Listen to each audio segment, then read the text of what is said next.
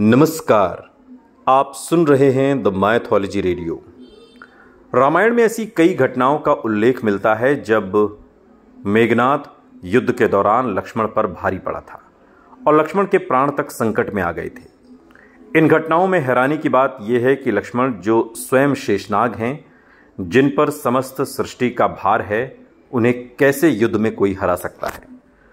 तो इसका उत्तर देते हुए एक कथा बताती है कि मेघनाद एक देवी की पूजा करता था और उन्हीं देवी से उसे शक्तियां प्राप्त होती थी।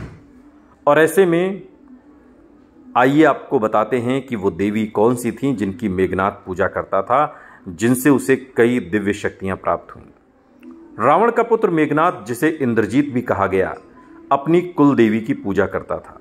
ये कुल देवी अत्यंत शक्तिशाली थीं और उनकी कृपा से ही मेघनाद ने अनेक सिद्धियां और शक्तियां प्राप्त की थीं। रामायण में यहां तक लिखा है कि मेघनाद के पास रावण से भी ज्यादा घातक और काली सिद्धियां थीं। मेघनाद की कुलदेवी का नाम देवी निकुंभला था। उन्हें देवी प्रतिंगिरा और देवी अपराजिता के नाम से भी जाना जाता है। धार्मिक मान्यताओं के अनुसार देवी निकुंभला शक्ति का ही एक स्वरूप है।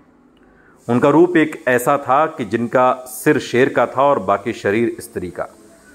मेघनाद ने अपने गुरु शुक्राचार्य के मार्गदर्शन में देवी निकुंभला की घोर तांत्रिक साधना की और इस साधना में सफल होने के बाद देवी निकुंभला ने मेघनाद को कई वरदान दिए और इन्हीं वरदानों के कारण मेघनाद को एक दिव्य रथ मिला था, जिस पर सवार होकर वो और भी अधिक शक्तिशाली हो जाता था।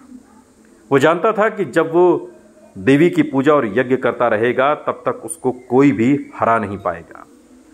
राम रावण युद्ध के दौरान जब मेघनाद अपनी कुल देवी का यज्ञ कर रहा था, तब लक्ष्मण ने जाकर उस यज्ञ को भंग कर दिया और यज्ञ के भंग होने के बाद लक्ष्मण मेघनाद का वध कर पाए। इस तरह मेघनाद की ताकत का जो रहस्य था वो उसकी कुल देवी की पूजा और उससे प्राप्त सिद्धियों में छिपा हुआ था। सुनते रहिए द माइथोलॉजी रेडियो। सुनता है सारा इंडिया।